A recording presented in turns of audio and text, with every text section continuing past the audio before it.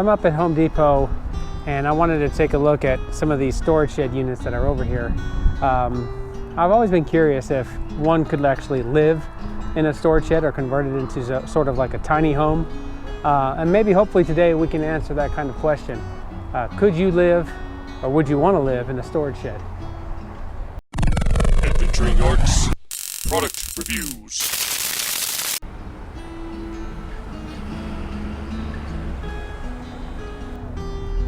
Alright, so here is a Tuff Shed. It is a 10-foot by 12-foot unit. It's got a pitched roof with an attic in the inside of it. On this one here, you're looking at a price starting at $35.63, and they can get you on payment plans for $71 a month here at Home Depot via Tuff Shed.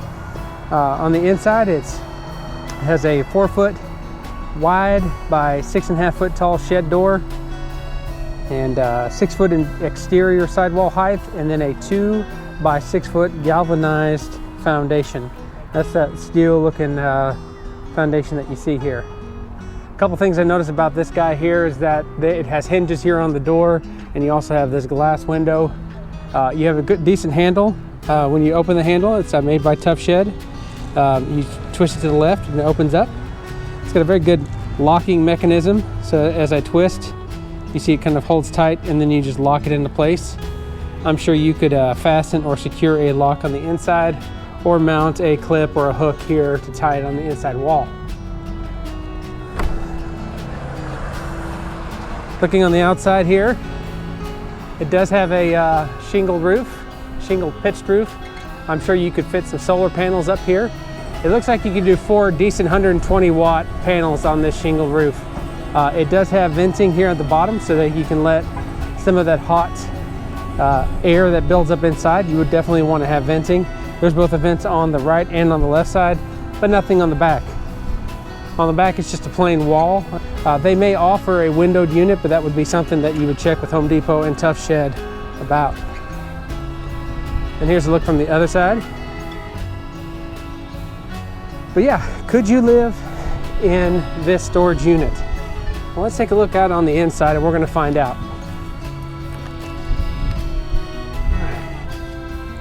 So a couple characteristics about the door. You have a window that you can peek through here at the top. And then as you come in here, let's see. I know it's a little dark here, but I think the GoPro does a pretty good job. So I'm going to start here looking at the front. Looking at the front, you have the arched roof.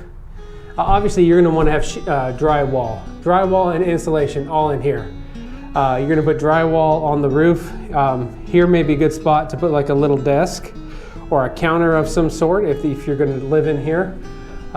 You definitely would want to run electricity in here.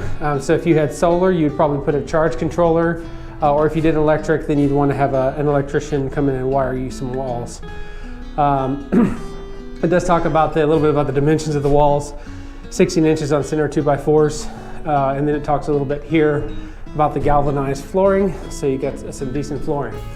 Also looking up here at the top, there's your pitched roof, and yeah. And then looking at the back of the unit, so you have this attic-looking area that's perfect for storage.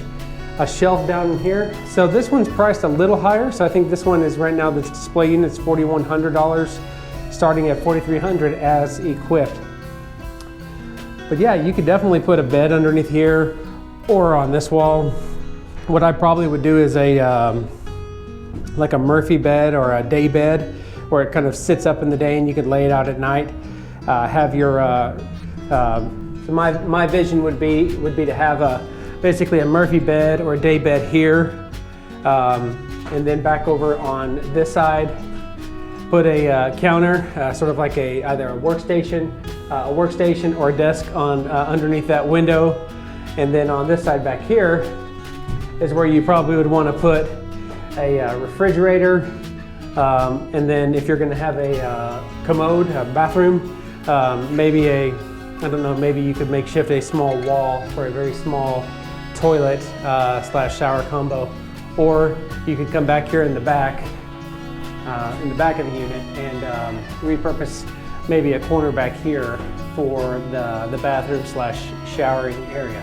That would require doing plumbing and much more. So once you start talking about plumbing and things like that, then you start talking about jacking up the price. But minimal unit to be able to live for less than $4,100, I think that's fantastic. To have a place that you could basically set this out on some land with some solar, I think that would be the ideal scenario. Maybe put a gutter around it and do a rain catch water system. And yeah, so could you live in a storage unit? Yeah, I think you could. Would you want to? Want is in the eye of the beholder, right? But having an option is definitely good. So keep your options open and know that don't rule out the option or the opportunity for a storage unit if you're thinking and trying to find a place to live or a different style of living, tiny home living, tiny house living. So yeah, so with that, this is Adventuring Art. Just wanted to do a quick video on would you live in a storage slash tiny home. All right, I went ahead and did a few final shots of the storage units. And yeah, I just, again, wanted to thank you for tuning in to today's video. Be sure to give us a like, thumbs up, and a subscribe to this channel for more content like this, as well as other adventures that I've been on and product reviews. And also I'd love to engage with you down in the comments section below. This has been really great having you on board today on this adventure with art. And we will see you and check you out on the next adventure. Thanks for tuning in, folks. See you.